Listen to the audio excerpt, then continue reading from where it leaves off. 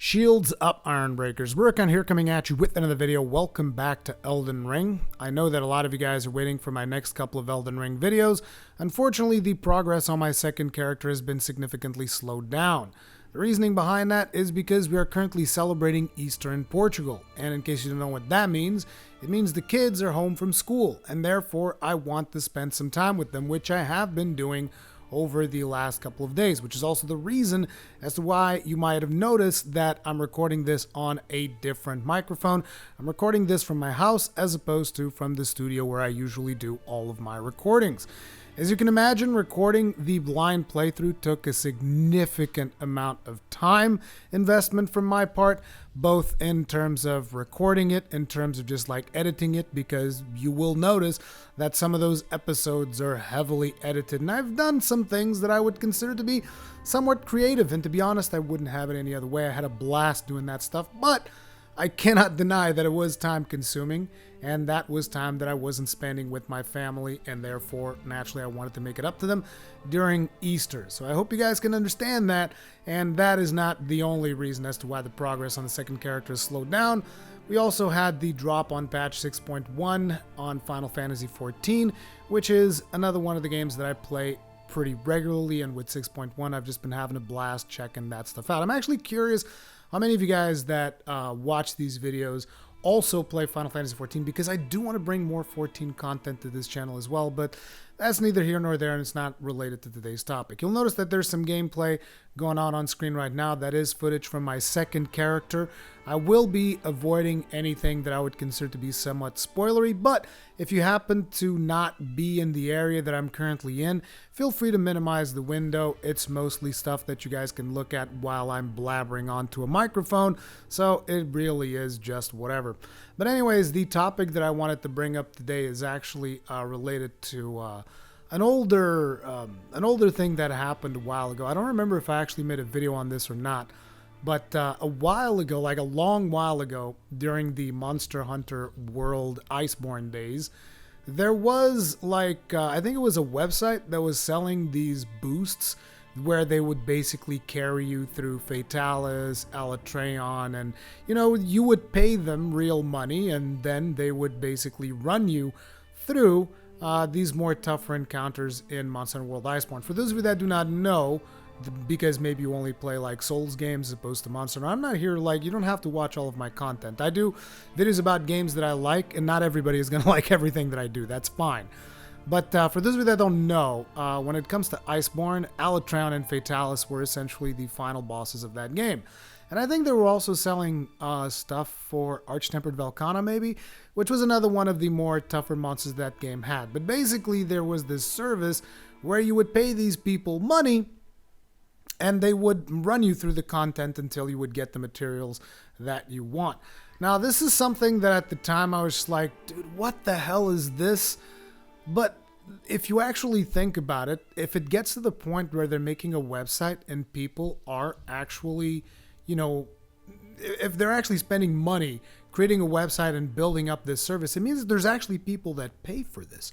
And this got me thinking at the time, it's like, oh my God, mobile gaming really has melted the brains of a lot of people to the point where we've just kind of began accepting this pay to progress as just like a completely normal thing. You guys are like, okay, Rurikhan, that's all nice and well. How does this relate in any way, shape, or form to Elden Ring? And I'll get to it, don't you worry. But it's just something that the more I look into these things, the more I realize that, wow, we really have gotten to a point in gaming. And this bothers me, because a lot of people might be like, Rurikhan, this doesn't affect you, why do you care? It's like, this does affect me, because the more this type of bullshit happens, the more developers are going to develop their games around it. Like, you look, for instance, at a video game like Lost Ark, which Lost Ark was kind of like to be expected. You guys know I played a little bit of Lost Ark here in the channel, but you look at a video game like that, and that game is full-fledged pay to win. And, most people that are rational in any way will be able to recognize, yeah, this game is 1000% pay to win. And under that definition, a lot of people are like, well, there's a lot of games that are pay to win, Rurikhan. It's like, right, yeah. Warframe, for instance, is pay to win as well. And then in come some people that are like, well, is it really pay to win? It's kind of like pay to skip. It's like, And it's like, look, dude, and here's the main thing, which is why does this affect me personally? It is because this type of stuff, the more we accept it, the more we are okay with it, the more developers will develop around it.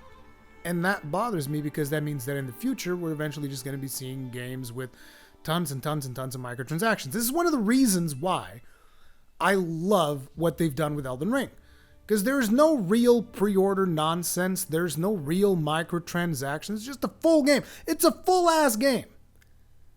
And I know that for a lot of people, it's not the game that they wanted, and they bought into the hype from, you know, reviews and stuff like that, and then they started playing, and they were like, oh, I actually don't like this video game. And that's fine. The video game is not going to be for everyone. I've made videos talking about this, and that's okay.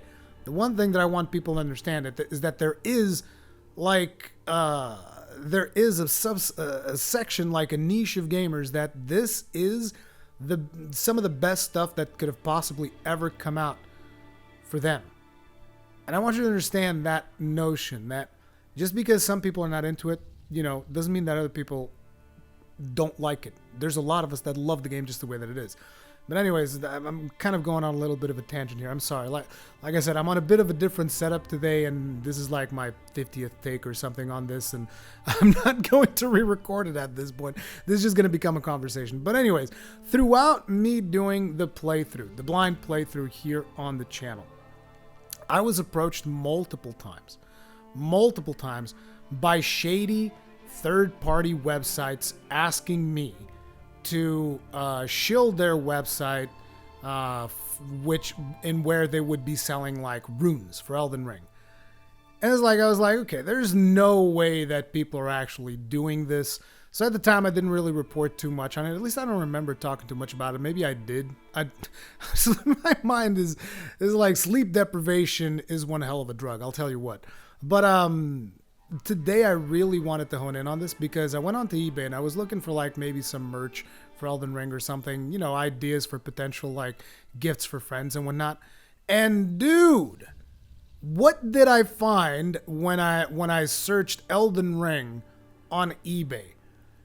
It was people selling runes, probably from these same shady ass websites that kept emailing me about like, oh, you want to promote our website? And it's like, look, I don't want to throw any shade to people that might have done, sponsored segments in their videos with stuff like this. Look, I get it. You got to pay the rent. It is what it is. And I'm lucky that where I live in Portugal, the cost of living is nowhere near the cost of living in the United States. Because if I lived in the States, let me tell you right now, I would not be surviving with the income that I'm making on YouTube. It's just that simple. It's just like, nah, bruh, it's just not happening, right? So I understand the struggle, particularly when it comes to the whims of the YouTube algorithm. It's incredibly frustrating.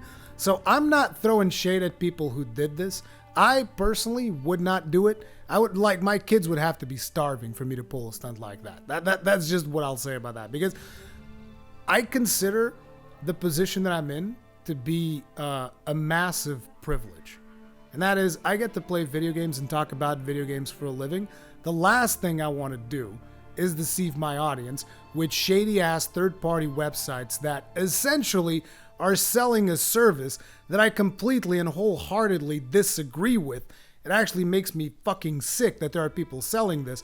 And on top of it, this is a goddamn scam. Like, these people are clearly save editing, and then it's like you pay them money and they trade something with you that's not even like an item that was legitimately obtained in game. Like, you think these people are actually grinding these items out? Clearly not. They're save editing. And people are like, well, what if it's on the console? You can edit saves on console as well, guys. Okay, it's like consoles are not as protected as a lot of people believe. Like, I know that I play a lot of my stuff on console because, you know, cheating, one of the reasons is that cheating is much less prevalent in consoles, but it happens. And it ain't even that hard. Okay, trust me when I tell you, it ain't even that hard. All you need is a PC, really. Like, you have access to PC, you have a console, you have a USB stick, you can do some crazy shenanigans with save files. It's just not hard, okay? I know this because I've transferred over a save file at one point from, I think it was like Borderlands 2, from PC to PS3, and I specifically, you know, modified some stuff around in the save file to make sure that it was as close to what it could be to the stuff I had on PC. And even then, I didn't really like doing that, but whatever. It's like, so I know how this stuff works. So basically, these people are selling you, you know, duped items and crap like that from edited save files, and there's actually people paying real money for this because they've been indoctrinated by either mobile games or some of the free-to-play games that are currently on the market that have kind of normalized the idea of pay for progression or pay for convenience. And oh my god, it's just, dude, the fact that this is happening with Elden Ring, it just irritates me to no end. Like, you guys have no idea how much it freaking triggers me. And people are like, this doesn't affect your Rurikhan. It doesn't affect me right now. No. But what about the next time that there are games that are out there that are going to be just like making this a standard thing built into the game, where you basically just pay for your progression, pay for your convenience? Here's what you need to understand. If there is a video game that is asking you to pay for convenience, that just means that they're highly incentivized to inconvenience you so that you have to pay for it. I mean, I just hope that people realize that that's how these things go. Please, for the love of God, do not buy runes on third-party websites. Please don't do it. Please, for the love of God, do not buy items from third-party websites. Oh my god. It's like, look, here's the thing. Money's yours. Do whatever the hell you want, right? But I don't know. Because I've had so much pushback recently on some of the stuff that I talk about when it comes to Elden Ring. I hope we can at least be united on this. Like, or is this okay? Actually, tell me in the comment section. Am I out of touch here? Is this something that you think should be normalized? Like, should I just join the market? Because I know how to play these games. Should I just like start selling items like, hey man, you want to get your hands on a Moonveil katana? I mean, I could actually farm those legitimately in the game. It's not even that hard. I can just like start farming Moonveil katanas and selling them for real money. Is that something that I should be doing? Getting in on this market? Like, I don't know, dude. The more I think about this, it just, again, the direction in which we're headed. And you know, sometimes I feel like in my videos I don't explain myself correctly, because a lot of people think that I maybe like I see one or two cases of something that has happened. It's like, you need to understand, I'm watching videos about topics that I'm interested in all the time. And I've seen so many videos on this particular topic of microtransactions in video games, pay for convenience, all of this stuff. I've seen millions upon, well, maybe not millions, but I've seen at least thousands. I guarantee you that I've seen thousands of videos on this topic and about the psychological pressures and the FOMO and all of this stuff that is going on in gaming right now. And I don't like what I'm seeing. I really don't. And again, maybe I'm out of touch. Maybe it's just like, oh, boomer Rurikhan with his boomer takes. Because like, I've seen a lot of pushback on a lot of the stuff that I've been talking about in games. And I'm genuinely curious because, hey, maybe it's time for me to hang up the coat. Hey, maybe hang up the hat even. Maybe it is. Maybe it's time for the Hat of Souls to retire. Actually, let me know in the comments section. Is it that time? It's like, look, Rurikhan, you're completely out of touch. It's perfectly fine for people to buy, their way through these games. It's perfectly fine for every single video game to come out with pay for convenience business models. This is perfectly fine. Like, just let me know in the comment section if that is the case, and I'll shut up. Because maybe this whole space is just not for me anymore. I don't know. I hope that's not the case, because I enjoy what I do. But maybe it's time that I go do something else.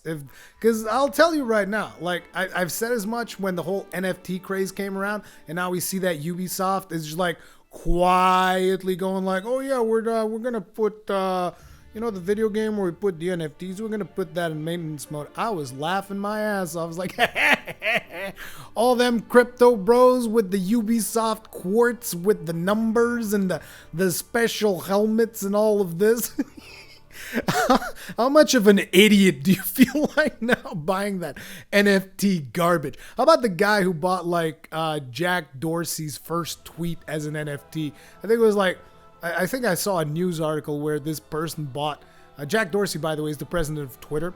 So that would have been like, I think maybe the first tweet ever made. I don't actually know, but it's like supposedly some super important tweet, and it was an NFT, and somebody bought it for like 2.6 million, and now apparently they're only being offered a fraction of that. I was talking to a couple of friends of mine, and I said, you know what? I'd buy that NFT for $5. And you want to know why I'd buy that NFT for $5? So that I could tell them to delete it from the goddamn blockchain to make a statement. Of course, I'm never going to buy that NFT for $5, but I would love to do that, right? I'd love to buy like a high profile NFT and then just go like, delete that shit from the blockchain. Just the nuclear option, just to make a statement. I don't know, dude. Guys, I'm just a boomer who likes video games. Yeah, I hope that I've provided you guys with some entertainment here today. Maybe I did, maybe I didn't. Either way, I'll be talking some more about some other stuff as I get some free time, hopefully, throughout the week.